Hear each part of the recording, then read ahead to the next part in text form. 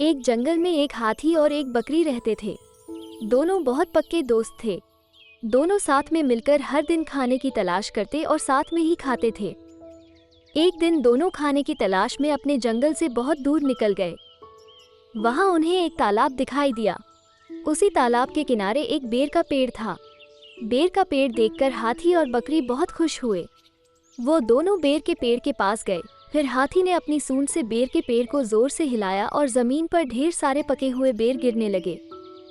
बकरी जल्दी जल्दी गिरे हुए बेरों को इकट्ठा करने लगी। संयोगवश उसी बेर के पेड़ पर एक चिड़िया का घोंसला भी था, जिसमें चिड़िया का एक बच्चा सो रहा था और चिड़िया दाने की खोज में कहीं गई हुई थी।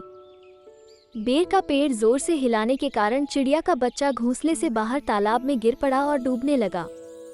चिड़िया के बच्चे को डूबता हुआ देखकर उसे बचाने के लिए बकरी तालाब में कूद गई, लेकिन बकरी को तैरना नहीं आता था। इस वजह से वो भी तालाब में डूबने लगी। बकरी को डूबता हुआ देखकर हाथी भी तालाब में कूद गया और उसने चिड़िया के बच्चे और बकरी दोनों को डूबने से बचा लिया। इतने में चिड़िया भी वहां पर आ गई थी और वह अपने बच्चे को सही सलामत देखकर बहुत खुश हुई। उसने हाथी और बकरी को इसी तालाब और बेर के पेड़ के पास रहने के लिए कहा। तब से हाथी और बकरी भी चिड़िया के साथ उस बेर के पेड़ के नीचे रहने लगे। कुछ ही दिनों में चिड़िया का बच्चा बड़ा हो गया।